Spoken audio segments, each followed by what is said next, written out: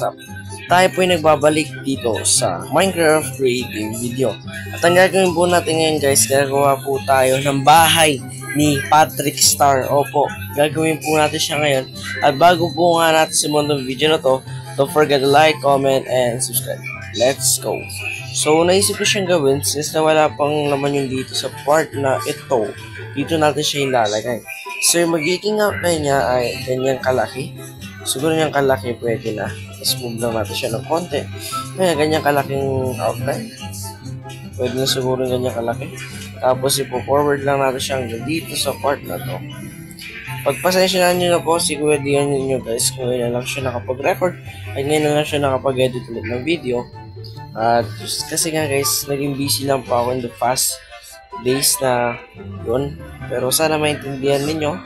Yun, kasi alam ko, estudyante rin kayo. At kailangan nyo magpasa ng project sa oras.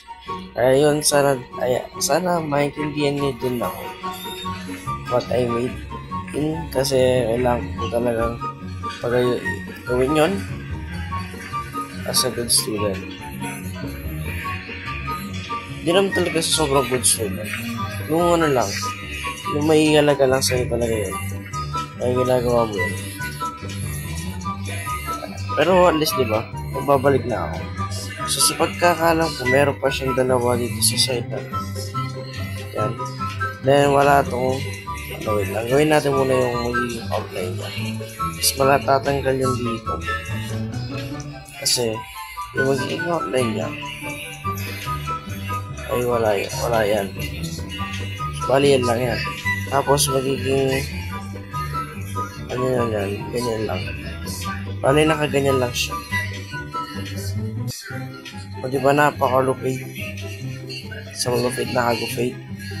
Ayan. Diba napakalupit. Para siyang tae. So siguro ganyan yung magiging outline niya. Then magkakaroon siya ng outline dito sa taas. Kung saan ito na magiging final niya. Diba? Mukha bang ano ni siguro. Then alam natin may ginto yun, may parang gold yun sa taas. So bibigyan natin siya ng ganun. Siguro ganyan. Then magkakaroon siya ng yung parang naka-arrow. Sige. Ayan. Magkakaroon siya ng parang curve dito. Ito. Yan. Diba?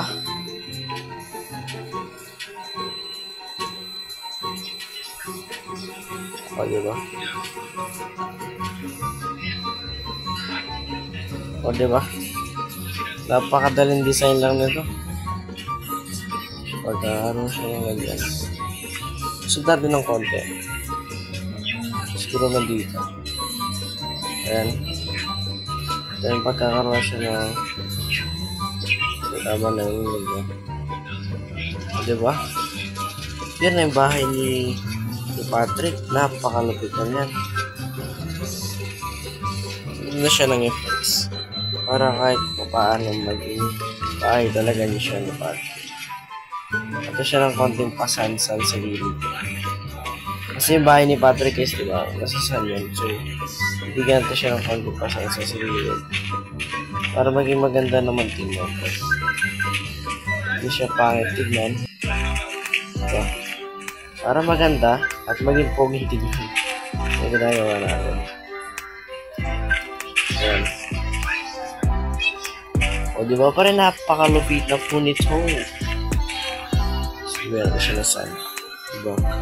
Saan ka pa? O, diba? Ito siya ng konting sun. Kumbaga ano lang ito, design niya. Design lang talaga nito. Diba? Para mayroon siya. Yung paka-design siya na ano. O, diba? O, diba? Parang ano na siya. Bahay ni Patrick. Hindi ko alam maganda ba siyang tingnan o nakakasawa siyang tingnan. Pero let's do a rigid flower test. O, diba? O, diba? Isang mag-fate. Ayun lang. Yung gilid-gilid. Dati siya ng sunshine. Hindi siya medyo parang tingnan na, diba? Side yan. Kaya natin siya ng side. Diba? O, diba? O, yun nga guys, sana nag-enjoy ko sa video na to. Maraming salamat sa panonood ninyo. Hanggang sa muli. Goodbye. Don't forget to like, comment, subscribe. Yun lang. See you bukas. Bye-bye.